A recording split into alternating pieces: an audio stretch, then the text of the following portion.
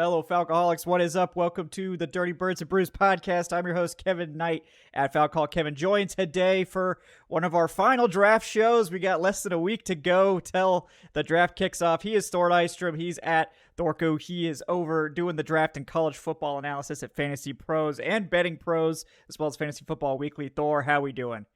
I'm doing great, man. It's good to see you. Always good to talk to you. And I'm excited to chop it up about the draft. We are so when you're less than a week away, then it's really like, oh gosh, the whole process, it seems like we're never going to get there. And then all of a sudden it is right in front of you. So it's an exciting time. Oh, it is. It is. And this last week, it always gets crazy. We're always going to hear a bunch of stuff. I think last year it was the, Will Levis is going number one, talk that swept the nation.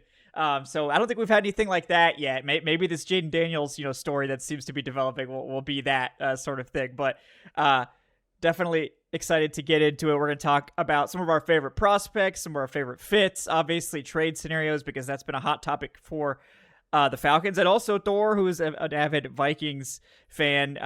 Lot obviously going on with them as well. So we'll get into that stuff. Before we do, real quick, want to bring you guys a word from our sponsor, BetOnline. Folks, BetOnline is your number one source for all your summer sports this season, from MLB, golf, NBA, RIP to the Hawks. Unfortunately, I know we got a lot of Hawks fans that listen in, but good effort, guys. Good effort. Sorry Adnan's not here. He could give you a whole spiel about the Hawks, but you can move on to the NHL playoffs, MLB, all that stuff. You got your Braves, you got what have you. No matter what you want to bet on, though, guys, BetOnline's got all the latest stats, news, and scores available to follow your favorite teams on their path to the playoffs. Can get the latest odds and lines, including the latest matchups, player props, and odds on just about every sport out there. So what are you waiting for, folks? Head to that website today or use your mobile device to get in on the action. Bet Online, where the game starts. All right, Thor, let's dive in to the Falcons, who I think are, they're kind of in. They don't get a ton of hype, but I feel like the Falcons in some ways are where the draft really starts, because it seems so chalky with a lot of these teams. Like, there's going to be 3 to 4 quarterbacks and a lot of wide receivers. And, a lot of the folks think that the Titans are going to take Joe Alt. And it's like, oh, well, the Falcons are the one team where it's like, okay, we don't really know what the hell is going to go on here in Atlanta. But curious what your thoughts are. I mean, I know they've been linked to edge. They've been linked to corner. They recently are linked to defensive tackles. They could take Roma Dunze if they're sticking with their whole offensive BPA thing that they were doing under Arthur Smith. Curious where your head's at with this team at this point. Yeah, you have a job like mine, and during the draft process for those couple months, you have to do at least one mock draft per week, and usually I have to do multiple ones. And with the Falcons, and then you read around the other people's ones. Like you're sort of alluding to there, it's for the conventional wisdom, the entire process, it's been like a boring slot for people where it's like, oh, we'll just toss in Dallas Turner there. And I'm not sure if that's the way that it actually is. And there are a couple different ways that this thing could go, where Atlanta could be holding a decent amount of cards in addition to that, depending on the way the board falls, and depending on if one of those guys that is seen as the top 6 or so lock, if they somehow filter through there and they are all of a sudden available at 8, the Falcons will spend their time on the clock, not considering who to pick, but fielding calls from all around the NFL of trade up possibilities, which I think that they would heavily entertain. The one that, you mentioned, I'm coming to you guys from Minneapolis. And of course the talk around here, since we gifted you guys our quarterback, or since you guys came in and poached them, the talk obviously around Minnesota the past 2.5, ever since that happened, it's been the trade up stuff, like you were alluding to as well, about getting the quarterback. And all sorts of scenarios with that. We know that Kwesi has engaged number 3, number 4, number 5. They're not going to engage at number 6. That's more about what I'm going to get into in a second. It's what is the Giants' intention exactly? And if Kwesi was sitting there and he decided, you know what? I don't believe you, Giants. I believe that you have intentionally put out that thing of we would take the 4th quarterback if they get to you, because you want us to you want us to get to the Cardinal slot, or you want us to get to the Charger slot, merely so one of those two teams will not take the receiver, the offensive lineman, whatever. So because those are two positions, of course, of acute, immediate, clear, and present need for the New York Giants, a team whose coaching staff heads into the season desperately needing to at least get around 500 or show some sort of forward momentum after last year's disaster. If okay, so let's say that scenario, like if there's, what I call it is the calling the Giants bluff gambit by Kwesi. If that happened and the Giants get on the clock at 6 and the fourth quarterback is there because the Cardinals have stuck and picked presumably Harrison, and then the Chargers stay there and they take someone, let's say presumably, we'll either say Neighbors or Alt. Now that the Giants are on the clock, let's say the Chargers took Alt because I just can't see Jim Harbaugh taking a receiver with his first pick over Joe Alt, who is this awesome offensive tackle prospect in a very, very good offensive tackle class. Now the Giants are on the board, and you have Malik Neighbors and Rome Odunze there. Again, this coaching staff that desperately needs to show some momentum, and this receiving core is an absolute travesty. That just so that receiving core would all of a sudden start to look decent if you merely just got the stud wide receiver one. The other guys would start to fall into place at that point. Not only that, they have this collection. They have this like it's like they kept throwing it's like all these half measures that they did to that position. But like if you had that wide receiver one guy, you now have interesting pieces to mix and match for the other ones. You have depth and different stuff like that. So let's say the Giants then they take the quarterback. Or I'm sorry, they don't take the quarterback. They take, let's say they take Neighbors, we'll just say. And then the Titans, I've heard that they really want the offensive lineman, and you never know what to believe. You hear all sorts of things. You do. I heard one thing, and we'll see if you always see this information, that information, what's true. That one thing I heard was that they really like Olu Fashanu from Penn State. But let's just, whoever, right, that they stick and pick. That would present Atlanta the possibility where they are on the clock and the fourth quarterback is still there. And, whether that be JJ McCarthy, whether that be Drake May.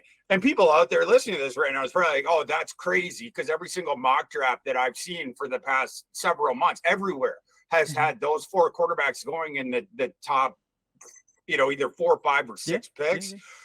Every single year we see this. Last year it was Levis. You can go back year after year after year, and when you compare the mock drafts to what actually goes on, where the last dude falls down a little bit.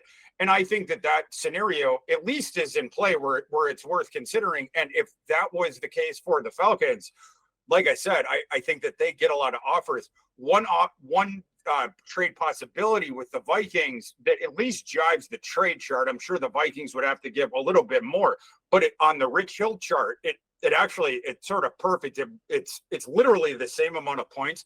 The Vikings, unfortunately, do not have any day 2 picks this season because they traded the second rounder with Houston in order to get that second first round pick. And then the third rounder was previously traded in the TJ Hawkinson trade going back a couple years ago.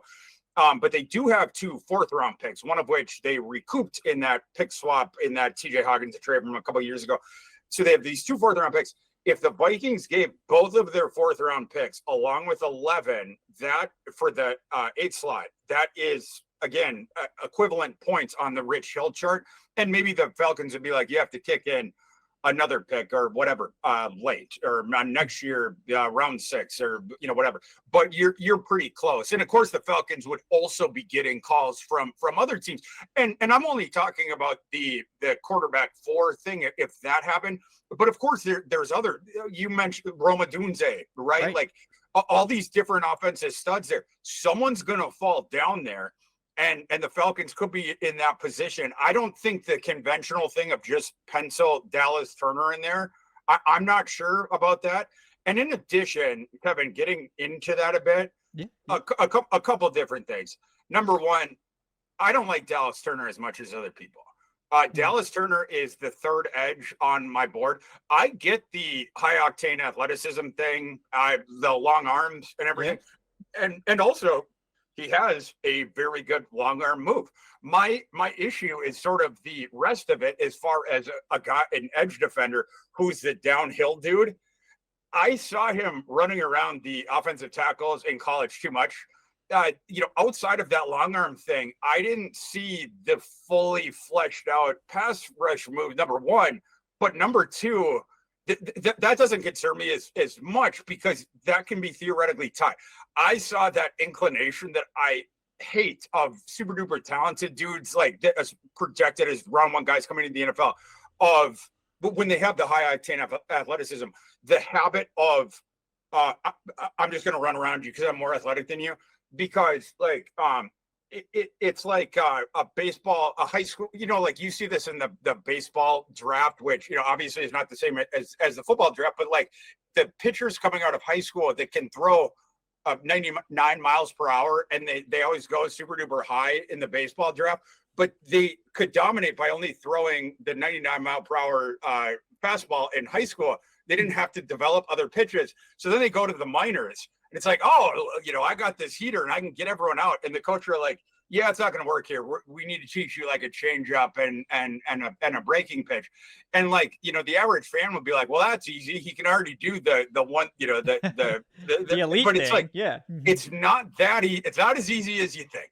And a lot of times, it doesn't work. And then all of a sudden, if you can only throw one pitch, even if it's a pitch that is a 10 out of a 10, if it's only one, and then you maybe you have one other pitch that is just totally straightforward and your other pitches stink, that point, if you're making the major leagues, it is as a straightforward middle reliever type guy. You have to have a full arsenal in order to be able to get major league hitters out. And the reason why is even if it's a really good pitch, if they're just sitting back on that every single time and they know what it is and it's straightforward, they'll just sit back on their heels and swing for the fences each time. The same thing with Dallas Turner. It's like, Dallas, okay, if you're either going to try to run around us and do the speed thing on the outside, or the longer moves coming. And by the way, we got way more length than those SEC tackles, the Vanderbilt and the Auburn tackles that you were running around. That's where he becomes a lot easier to defend. Does that mean that he will not succeed, that he can't learn all those other things no, not necessarily. But the one thing about him that everyone will acknowledge, even his most ardent fans, is the lack of play strength, right? Like, and so when you're talking about a guy that seemed to not want to tango with SEC tackles, that was trying to run around him, to me, that was enough to knock him down to it's problematic. Yeah. Yes. And look, I'm not saying like, oh, I guarantee that he's going to be a bust, or the guy stinks. He is an incredible athlete with, again, super long arm. There's traits there that you do project. He was good for a good defense. He wasn't incredible for a defense. I think the average fan would be surprised. Like, he, again, solid, but he was not one of the couple best defenders on. It wasn't the Will Anderson thing from the year before. No. So I think that the people that are like, oh, he's for sure going to be the first defender off the board, I disagree with that. And I disagree with the betting market. You look at the first defender off the board odds, he is the betting favorite against the rest of the field. And it's like, I don't know about that. Again, like, I don't think he is even the best edge defender in the deal. Not only that, I'm not as convinced, I suppose, as other people, that the Falcons, even if they do take defense, that it would even be that position. Like, I'm not as convinced of that. In fact, I hear that they are considering just as strongly a position a couple levels back, cornerback. Yeah. And I don't see that acknowledged enough in some of the mock drafts around. And I certainly do not see that in the betting markets as well. And so let's just say I had to wet my beak on a couple props. For instance, you could get Quignon for like what, plus 1,200 or something like that. Or it was like plus. You can get Quignon as a first defender off the board for 15-1. Wow. Which. And it's like, I'm not saying 100% that he's going to be but at 15-1, it doesn't have to be. That's ridiculous. And Quignon also like is right around, like, Quignon's odds to be the first cornerback off the board it's basically the same juice as Dallas Turner to be the first defensive player taken. I think that that's ludicrous. And I like Terrion Arnold for sure. I understand the people that put him cornerback one. From what I've heard of from the Falcons' intentions, and again, I have to give the standard caveat that teams don't call people like me and say, this is what we're doing, or you rank this dude too low. Like, you have to parse some stuff, and then you have, it's like Varys in the field. It's delicate. It's very, very delicate. Yeah, so you're piecing stuff together, and you're hearing different stuff.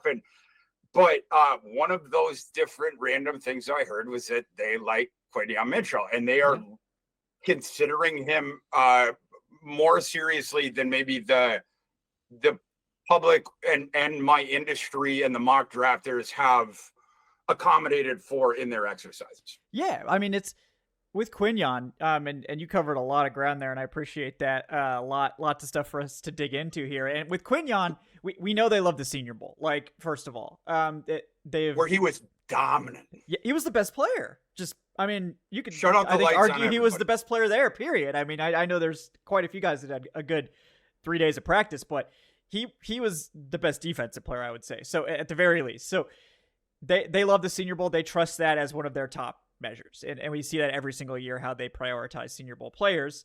And obviously he checks that box. They also have a staff that is defensive back focused. They retain Jerry Gray as their like assistant head coach, kind of secondary coach. And he's obviously a big influence on what they do. And then they brought in Jimmy Lake to be the defensive coordinator, who hasn't done that in the NFL yet, but again, has a background as a secondary coach from Washington before he became the head coach there. So and put together an incredible secondary at Washington, even though he failed, by the way, as a head coach, was a great coordinator there under Peterson. And if you look at the secondary at the very end there at Washington, was amazing, even though as a head coach, he of course failed, and that's how he got there. Yeah. So we just need him to build the secondary and get the defense right. 'Cause we got Raheem at head coach, thankfully. So, but again, I think you can see that there's a lot of coaching staff that are very secondary focused. And that's why, I did a mock just taking Quinyon at 8. And I was like, look, I know people might not, love this, but I think it's realistic enough that I will do a mock with a cornerback at 8. And I think it would be Quinyon. I mean, Quinyon's that my makes top me corner, feel better about about some of my bets and some of my my bullishness on that. Fans didn't love it, Fans didn't love it, but, because there's a lot of people that think, if you don't have the pass rush, it doesn't matter who you have back there. But you have to have both. You have to have both. And I won't necessarily argue with anyone that thinks that Quinyon's a better defensive player than Dallas Turner. I think people kind of wave past the fact that he's got a lot of growth needed and that he can't really play the run. So obviously he has the traits to be able to play the run. Like, I mean, he's got the long arms. I think it's not that he can't do it. It's just like, he's going to be a designated pass rusher as a rookie, more than likely. And you can have success there, but if they're going to go for an edge rusher, under Fontenot, they've prioritized arm length. So if you go by that measure, Dallas Turner makes the most sense. He's got the most arm length. And obviously, fits their sort of 3-4 style that they're going back to a little bit better than Verse. And Verse was someone they allegedly would have drafted last year at 8 if he was there. But that was for Ryan Nielsen's 4-3, where they had more hand in the dirt guys. Now they're going back to more of a 3-4, where they're going to be standing up. How much does that matter? You can argue about that. But, to me, it's like, well, based on getting Kirk Cousins in here and having Kirk Cousins affordable for 2 years, Latu seems to make the most sense to me, because if you want a guy that's going to come in and get 10 sacks, it's not Dallas Turner, it's Laiatu Latu. And Jimmy Lake, again, that has history with Latu from when he was at Washington. Now, Latu was medically retired when he was there, but, was Lake responsible for that? Probably not. It's probably what the team doctors told him, So I know people are like, oh, well, he was medically retired by Lake. Lake didn't retire him. He did what the doctors told him to for liability reasons. He was an incredible reasons. recruit. It's not like Jimmy Lake was like this prodigy of an edge rushing prospect was like, I don't want you on my roster. Yeah, especially I'm sure when he there was was very upset about that. Give me a break. Yeah. So I don't think if anything, that might help him end up in Atlanta, but he doesn't really fit their archetype in that they generally prefer the arm length, and he's got the shortest arms. But when you're that technically polished, that the arm length, it just, he already knows how to get around it. So it's not like, he has poor arm length, and he gets stuck on blocks. No, he does not get stuck on blocks. That's the one thing that Latu does not do, is get stuck on blocks. Sometimes gets washed out, but doesn't get stuck on blocks. So I do like Latu a lot. I think if they do pick an edge rusher at 8, I feel like it could be Latu as well. But I think the trade down, and that was what you spent a lot of time talking about. Well, first, Kev, can I hit on Latu, and then we can talk about the trade down? I love that for all the reasons that you're stating, but I also love Latu's game, and I he's my edge too. But I put this in my write-up, and I've stated this. If I knew 1,000% that, you do this job and you stack your board and you do the rankings and stuff, you do it in a vacuum of context. Number one, I don't have a scheme. I don't have a team. I don't have coordinators that are like, I need this kind of a dude for this kind of a role.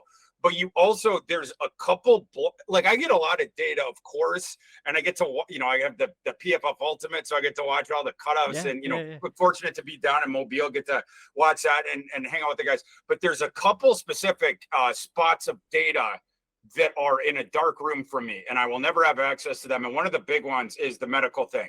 Yeah. If I knew, and I don't have a medical team doctor personnel that will advise me on this, but if I knew that there was at least reasonable confidence in the medicals of Latu, or that my team personnel fella was like, there is not the elevated risk of the career being cut short or of injury recurrent, elevated, yearly, yada, yada, that we are reasonably confident in it.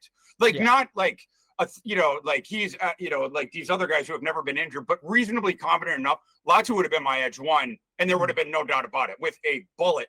That kid is a ludicrous pass rusher. Absolutely ludicrous. Look at the film, look at his cut-ups, or merely just look at the pass rush numbers over the past 2 years. It's like, you look at the pressures per the snaps, or the sacks per snaps are utterly ridiculous. Love that. Love the frame with the athletic profile. And I love the way that guy moves, because he's one of those guys who is not only fluid with the body control, but super juiced up. Yeah. Like, I love the guys that have both of those. Some guys have one or the other. He has both. And then the two other things I'd say about him, one of them, a lot of people say, but it's absolutely true. In conjunction with all the movement and stuff like that, the reason he piled up the stupid pass rushing stuff at UCLA, he has the assortment of pass rushing moves in addition to that. So he's always tossing these different, he gets on you right away after the snap. So he takes the fight to you real quick, especially for the collegiate tackles. They were not used to a guy getting on them that quick. And then all of a sudden he's toggling through like a jukebox. All right, shut it down. One, you're going to the next one. You're going to the next one. And like these guys, it was like, holy, it's like, it was like, the Zach Galifianakis gift, except it was going in like super speed, and they were like, blah, blah, blah. And all of a sudden they're like the fembot in Austin Powers, and the offensive tackles are like, and then their feet would cross, or like what, and all of a sudden he's in the backfield. Just love the movement in conjunction, like the physical ability in conjunction with all those pass rushing moves that he tosses at you, and he's so clever. The last thing, so those are like the on-field things that are like tangible things. The other thing I want to say about him is an intangible thing, and sometimes I don't talk about these with these kids, because a lot of times when people that have my job do it, I start rolling my eyes because they get super duper vague, and I think it's dumb. But with Latu, one thing I wanted to say, and it was something I seen in Mobile, and it was also something I'd heard about him in advance, but I got to observe it up close. The kid's a leader. And he's a guy, it's not just the utility of the pass rush, but he's also sort of the glue guy of the defense. There was one rep I'll point out in Mobile that sort of speaks to this.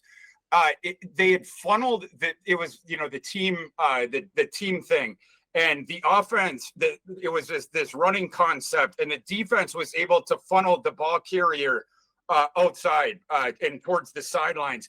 And the the Baylor interior defensive lineman, Gabe Hall. Yeah. So Gabe Hall hustled down the line and towards the sideline, and he was the guy that was helping in order so that the running back basically had to surrender, and just at the end of it, he just had to run out of bounds because Gabe Hall If not, Gabe Hall was right there. And then it was 6'5", 300 pounds. You were going down to the ground. And so it was a very good hustle play by Gabe Hall that was also showed very good discipline by Gabe Hall. And what you heard from the stands all around the stadium was a guy screaming, "Good job, Gabe. Awesome hustle. Good job, Gabe."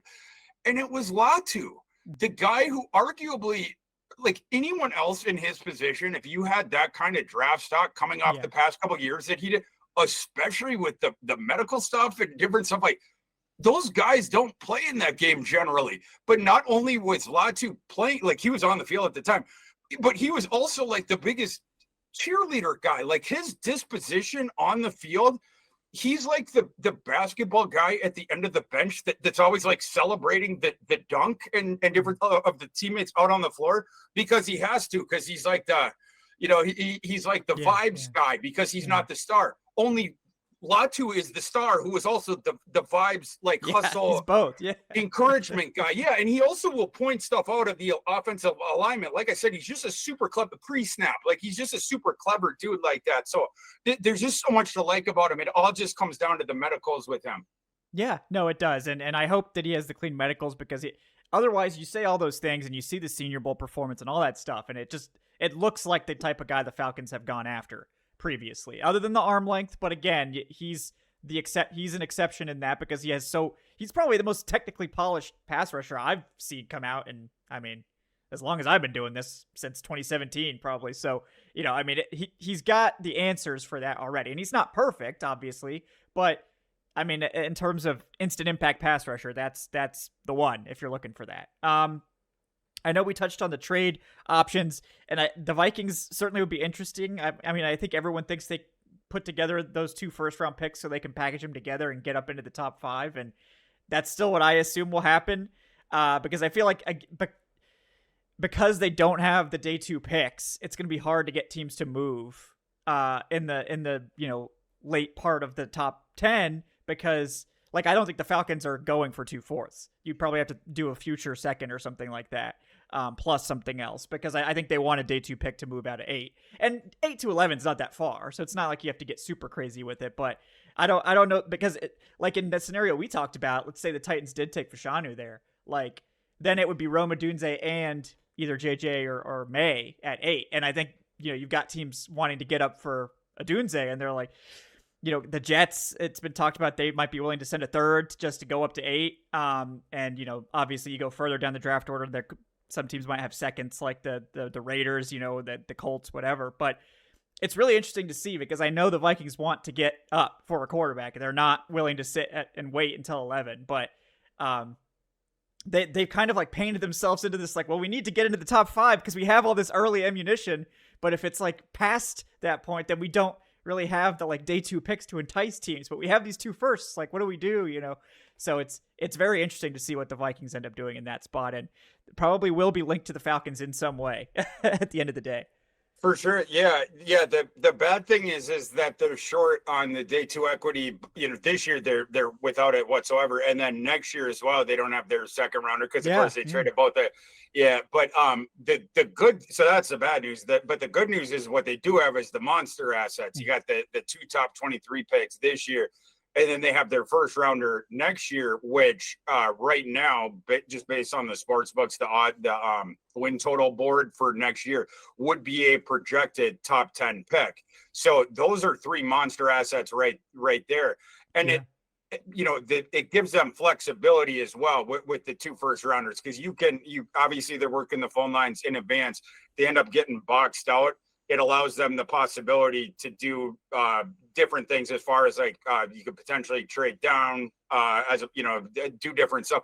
Certainly they have taught, not only are they certainly working the phone lines heavy, but they have also, of course, Kwesi is the analytics guy. And the whole point of analytics is you have a plan for every scenario. So no matter what happens, with the outside circumstances, you are in a position that you like. You're never in the worst case scenario.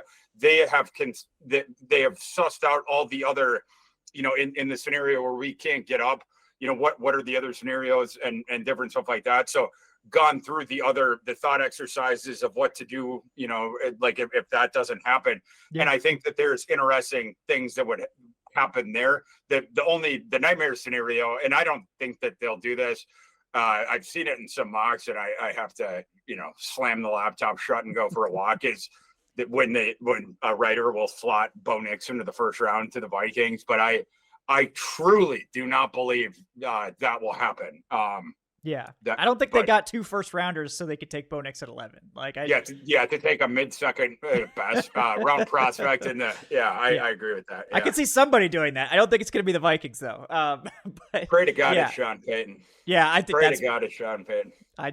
You just pray on Sean Payton's demise. You won't have to convince me of that, but or Minnesota. No. I mean, if anyone outside of the Packers is public enemy number 1 here, it is Mr. Bountygate himself. Yep. No argument here. Well, we can join together in our hatred of Sean Payton anytime. Thor, appreciate you so much.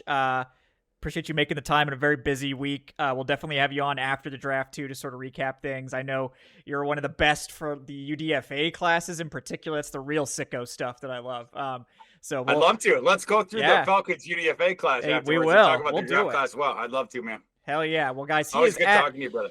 Of course, he is at Thor KU, Thor Nystrom over at Fantasy Pros. Thor, anything else you want to plug? I know you got to head out. The 500 player big board with 500 comps. For people that haven't seen that, check that out. It's on Fantasy Pros. It's free. The link is fantasypros.com. Let's see, fantasypros.com/Thor500. 500 player big board with 500 comps, printable, so you can bring it to your draft party and then cross out names as you go. Absolutely. Fantastic stuff there. Thanks again to Thor, guys. I'm Kevin. I have Falcoholic Kevin. We will be back next week with more terrific content as the draft approaches. Thanks so much for tuning in into Dirty Birds and Brews. Like, subscribe, all that good stuff. We'll see you next time. Have a great day, folks.